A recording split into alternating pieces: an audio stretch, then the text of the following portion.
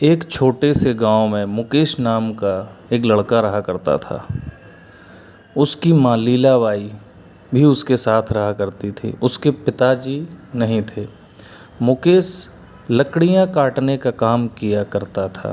वह रोज़ सुबह कुल्हाड़ी लेकर जंगल जाता था और दिन भर लकड़ियाँ काटता था और शाम को उन्हीं लकड़ियों को इकट्ठा कर बाज़ार जाकर बेच देता था। जो पैसे मिलते उससे उसके घर का गुजारा चलता था।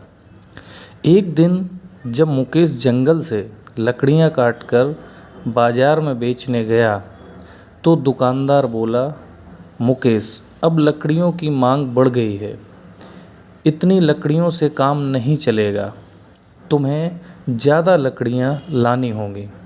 मुकेश बोला, सेठ जी, कल से मैं ज़्यादा मेहनत करूँगा और ज़्यादा लकड़ियाँ काट कर लाऊँगा।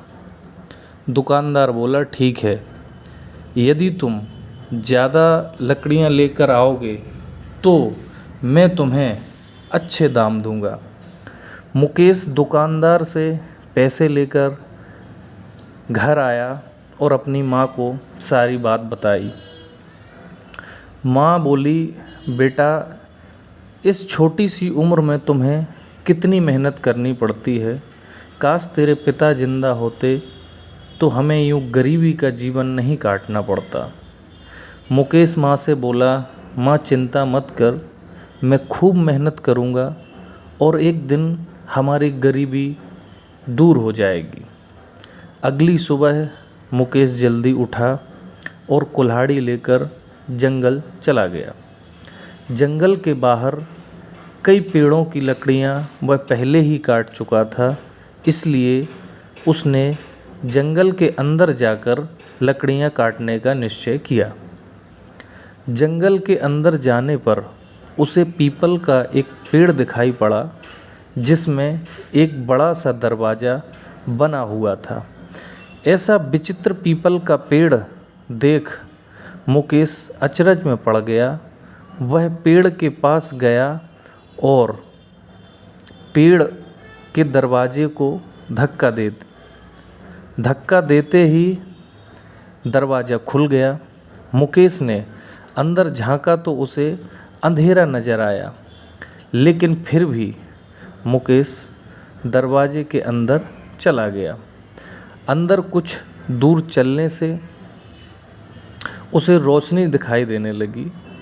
वह रोशनी की ओर बढ़ा तो पाया कि पेड़ इस पार एक गांव बसा हुआ है। वह गांव में घूमने लगा। घूमते घूमते अचानक उसे किसी के चिल्लाने की आवाज़ सुनाई पड़ी।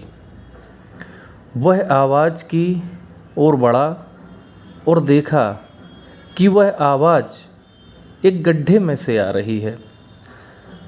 उसने गड्ढे में झांका, वहाँ एक आदमी गिरा हुआ था और सहायता के लिए पुकार रहा था। मुकेश ने उससे कहा, मैं रस्सी फेंक रहा हूँ, आप उसे पकड़कर बाहर आ जाइए। फिर उसने गड्ढे में रस्सी फेंकी, जिसे पकड़कर वह आदमी गड्ढे से बाहर आ गया। वह मुकेश को बहुत धन्यवाद देने लगा तो मुकेश बोला, धन्यवाद की कोई बात नहीं, हम सबको एक दूसरे की मदद करते रहनी चाहिए। फिर उस आदमी ने मुकेश से पूछा, तुम कौन हो और यहाँ कैसे आए हो? मुकेश ने उसे पीपल के पेड़ के दरवाजे के बारे में सारी बात बता दी। वह आदमी बोला, वह एक जादुई दरवाज़ा है जो केवल 10 दिनों के लिए खुला रहता है। तुम्हें शाम होने के पहले वापस जाना होगा, क्योंकि अगर दरवाज़ा बंद हो गया तो तुम 10 दिन अपने घर नहीं जा पाओगे। मुकेश ने इस जानकारी के लिए उसका धन्यवाद दिया और आगे जाने लगा। उस दिन आदमी ने उसे एक डंडा दिया और बोला, तुमने मेरी जान बचाई है इसलिए ये डंडा रख लो। इस पर इस डंडे का क्या करूँगा? मुकेश ने आश्चर्य में बोला। डंडा ये एक जादुई डंडा है, इससे तुम जितनी लकड़ियाँ मांगोगे ये तुम्हें उतनी देगा। उस बूढ़े आदमी ने मुकेश को बताया। मुकेश ने जादुई डंडा ले लिया और उस आदमी का धन्यवाद कर आगे बढ़ गया। कुछ दूर जाने पर उसे एक बूढ़ा आदमी फिर से दिखाई पड़ा जो कुछ परेशान था। मुकेश ने उससे पूछा, बाबा क्या हुआ, क्यों परेशान नज़र आ रहे हो?